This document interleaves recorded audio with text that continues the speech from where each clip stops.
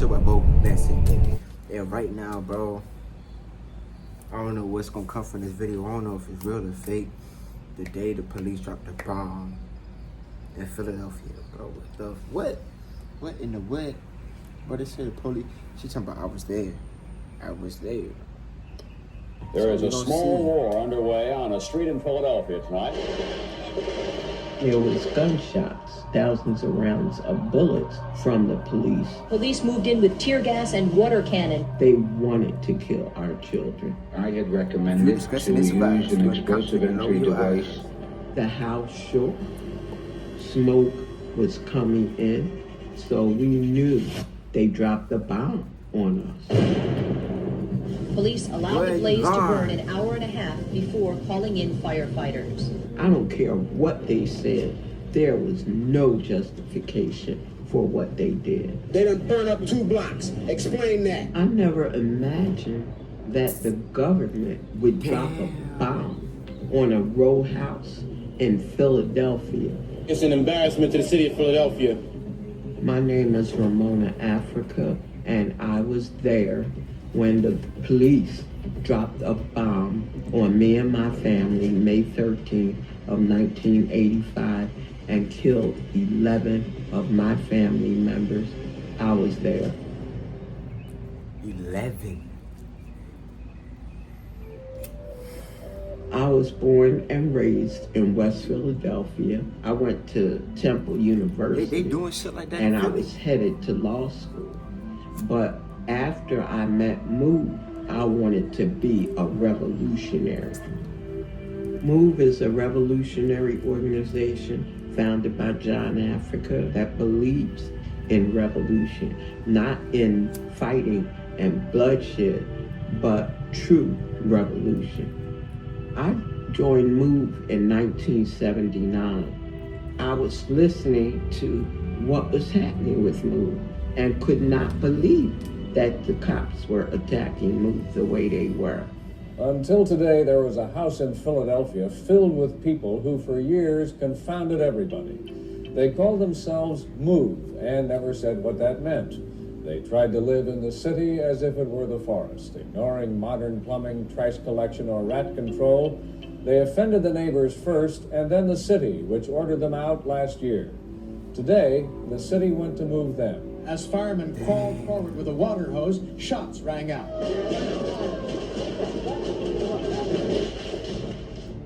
The MOVE 9 were 9 of our sisters and brothers who were arrested unlawfully for the murder of a police officer and given a 30 to 100 year sentence. Last December, 9 MOVE members went on trial for the death of Officer Ramp. Everybody knew that MOVE did not kill a cop because MOVE was in the basement. Officer James Ramp was standing up on street level, and the media said he was shot on a downward angle. So there's no way that MOVE could have shot him.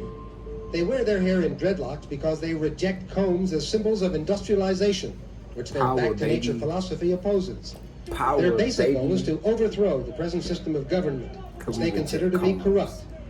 People thought MOVE was crazy at that time because of the media. They spew out obscenities when they talk. Terrible language. Rizzo said that he wanted MOVE out of Philadelphia. It's amazing that this group has been running loose now for a half a dozen, couple, 3, 4 years that I know of, and they should have been in prison many, many months ago. For what? We moved into Osage Avenue because that was our headquarters. It was warm and loving. There was children there. We would take them to the park. That was mainly our day. Some people said we was on the loudspeaker day and night, every day. That was just a lie, probably promulgated by the police along with the media. We were getting along with our neighbors and nothing was going on. That's why we were surprised and shocked when hundreds of cops invaded our area trying to throw Move out of our home. And this was on Sunday, Mother's Day. There is a small war underway on a street in Philadelphia tonight. It has been going on all day between hundreds of Philadelphia police and a bizarre Back to Nature group called Move.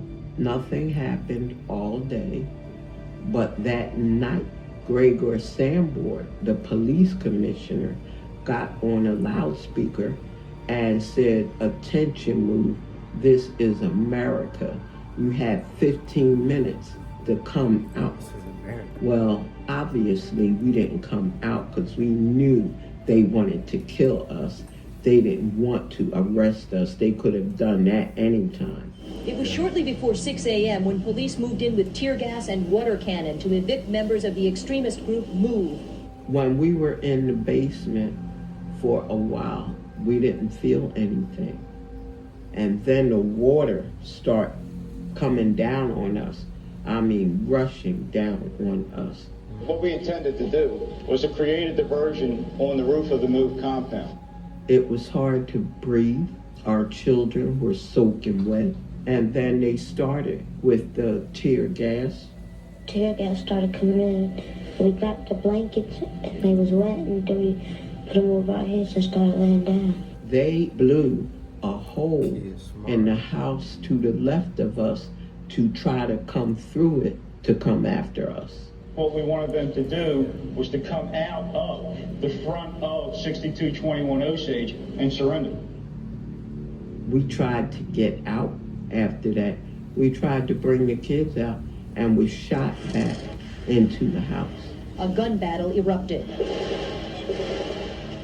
They shot over 10,000 bullets. So that was their intent, to kill everybody in that house.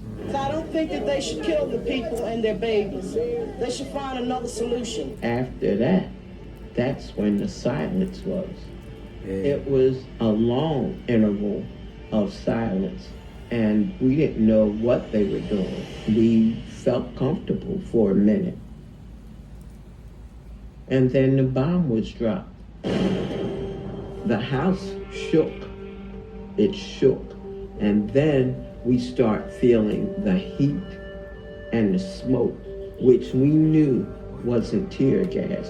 We knew there was a fire in the house. We heard the crackling of the trees that was in back of Osage. The night skies over West Philadelphia, bright with flames. As many as 60 buildings may be on fire. I was told... How do you know they in there? You know they in the house because y'all having a standoff.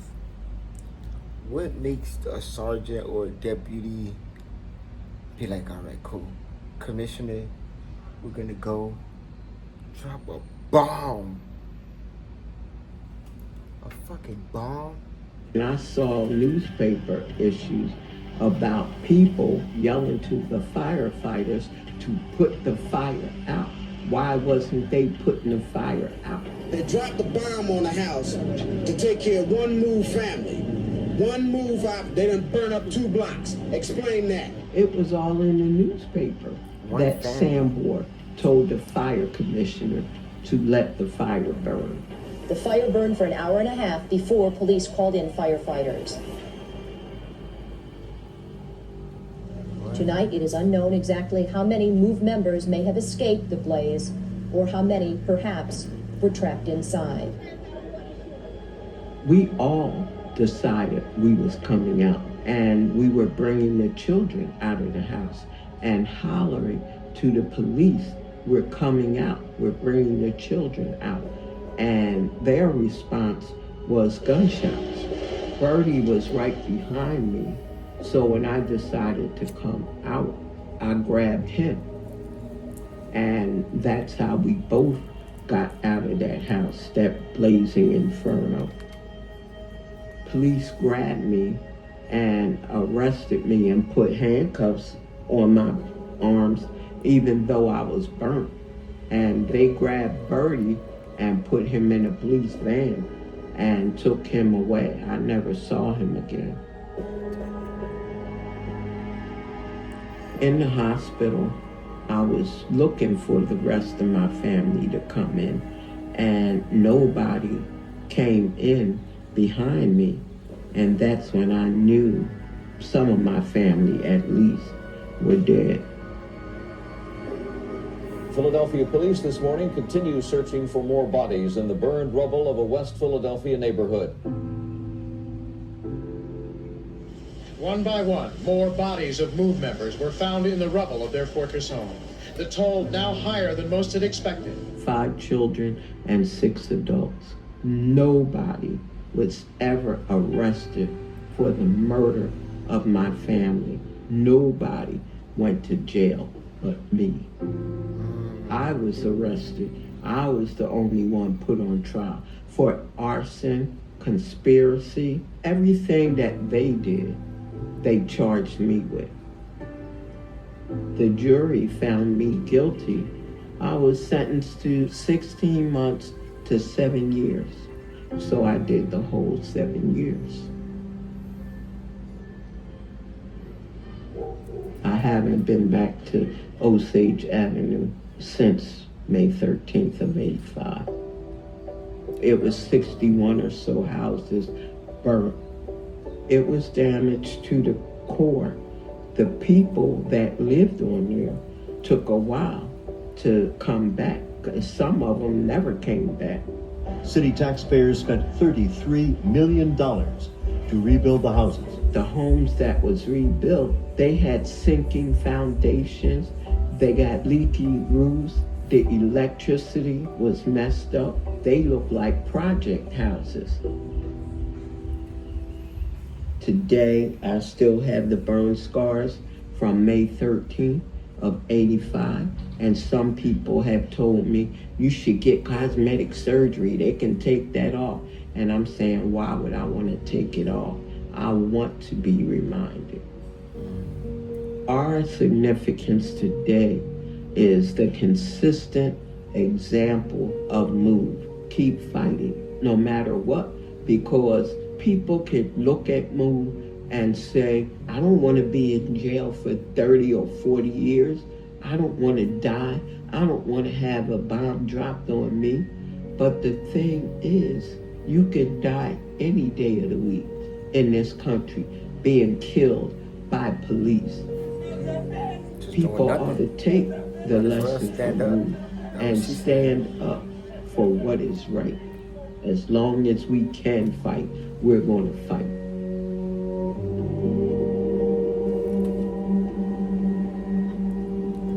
Wow. Yo, so they really dropped a bomb on these people. That's crazy.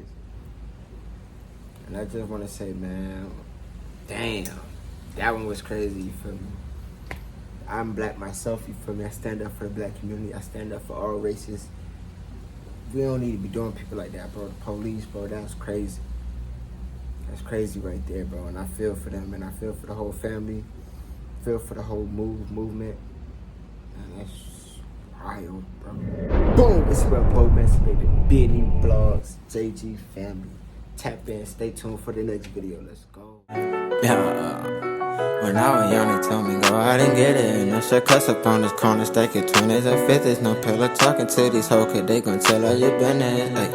Ay, don't want the squeeze in your business. Ay, when I was young, they told me go out and get it. Ain't no shit cuss up on this corner, stack it 20s and 50s. No pillow talking to these hoes, cause they gon' tell all your business.